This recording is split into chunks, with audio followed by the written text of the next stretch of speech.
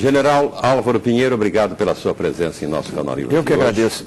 É o seguinte, o senhor, como um dos maiores peritos do Brasil e do mundo na chamada, tecnicamente chamada de guerra irregular, nós estamos no Brasil, na questão do tráfico de drogas, cercada por todo o crime organizado, dentro e fora do sistema.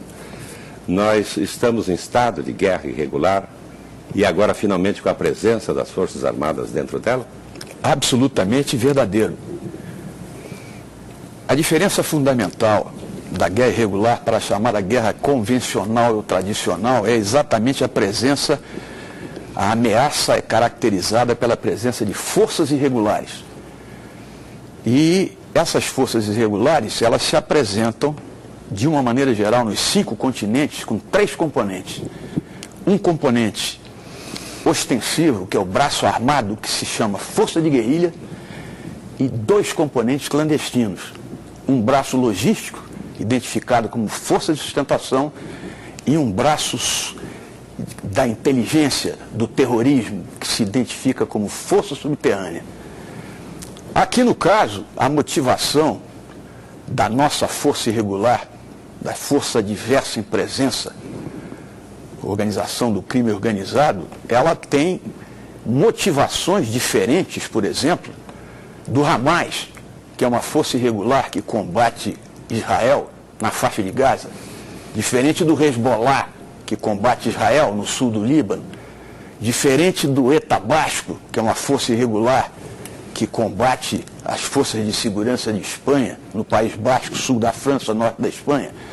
Mas ela utiliza táticas técnicas e procedimentos, essas organizações criminosas, de acordo com o ambiente operacional que nós temos aqui, as nossas favelas. Né? Nós vamos, durante o programa, vamos fazer uma análise. Qual é o preparo militar dessa força? Pois é, general, isso que eu queria perguntar. Porque a impressão que se teve é que aquela dispersão, logo no começo do avanço das forças legalistas, digamos assim, aquela dispersão não deu nenhuma impressão de que havia uma organização realmente sustentada ali. Houve até uma fuga desordenada, filmada no 3º dia, e reações também estranhas ali entre bandidos fugindo pelo túnel. Parece que não havia nada preparado para enfrentar as forças. Isso não denota muita organização. A sua visão é perfeita.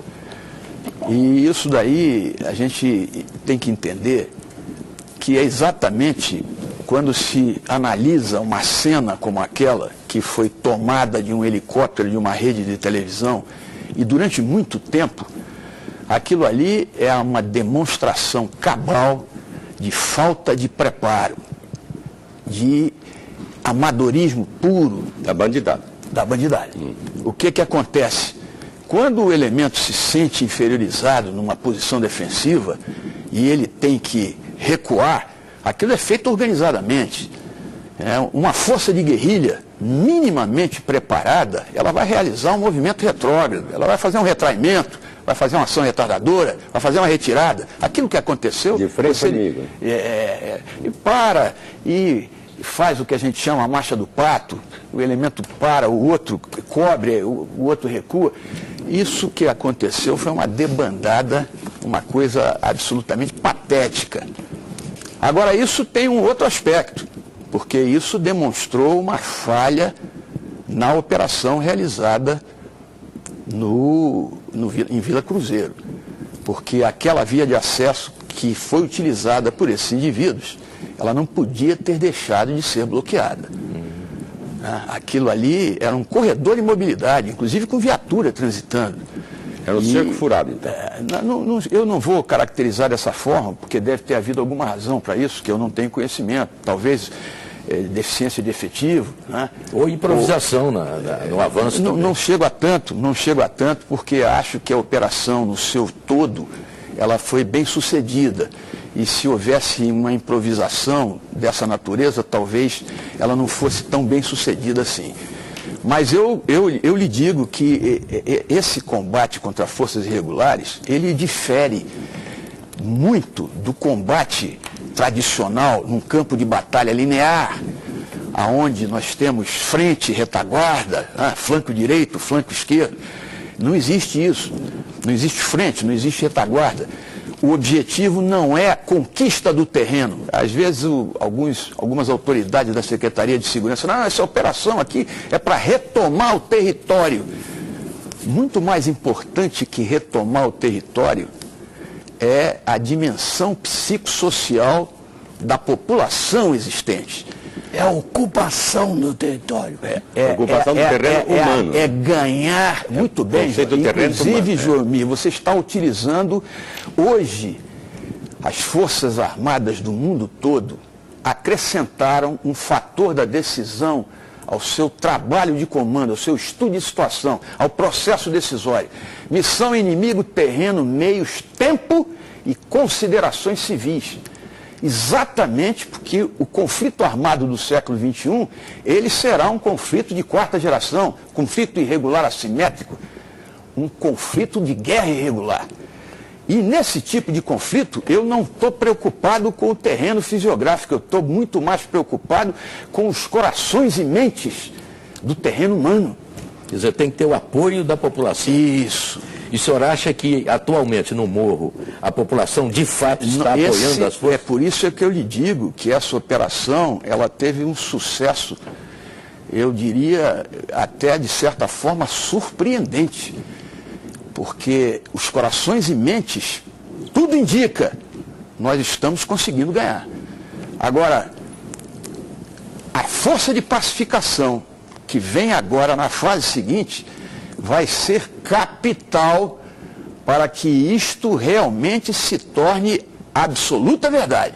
Essa força está institucionalizada já? Não, ainda não. Na reunião de ontem, por exemplo, no Palácio da Guanabara? A notícia que temos hoje, né, que a mídia impressa e eletrônica tem publicado, é que a decisão é que vai ser estabelecida uma força de pacificação, né, comandada por um general indicado pelo comandante militar do leste, e a partir daí ele vai fazer o seu planejamento. E em função desse planejamento, e é um planejamento que não tem data para terminar, porque não se pode estabelecer data para isso. Então, vai haver inclusive relatórios, serão produzidos relatórios de 30 em 30 dias que acompanharão essa situação. E a força de pacificação, ela tem uma característica interessante, porque a preocupação do comandante dessa força de pacificação e dos seus elementos subordinados não é apenas no campo da segurança. Ele tem que estar preocupado com o organismo do crime organizado, que é a ameaça, que é a força diversa em presença. Mas ele tem que estar preocupado com outras coisas, para que essa pacificação ela seja concluída com sucesso. É preciso que as necessidades básicas daquela população sejam atendidas. E esse general, será certamente um oficial general, ele não vai comandar isso. Ele não pode comandar o secretário de saúde do Estado, porque como é que está o atendimento da saúde pública na favela? Como é que está o programa de apoio de transporte coletivo para aquela massa de trabalhadores ir para o trabalho e voltar? Como é que está o saneamento básico ali? Mas o comando não inclui representantes dessas áreas administrativas? Perfeito, exatamente. E é exatamente isso que caracteriza, porque o general, ele vai ter nos elementos subordinados a ele, que são os elementos do Exército, provavelmente Brigada de Infantaria Paraquedista, 9ª Brigada de Infantaria Motorizada, e sob controle operacional a Polícia Militar, a Polícia Civil, a Polícia Federal. Esses elementos são subordinados. Isso aí é unidade de comando. A operação foi feita até agora na primeira fase, unidade de comando. Agora vai ser unidade de esforço.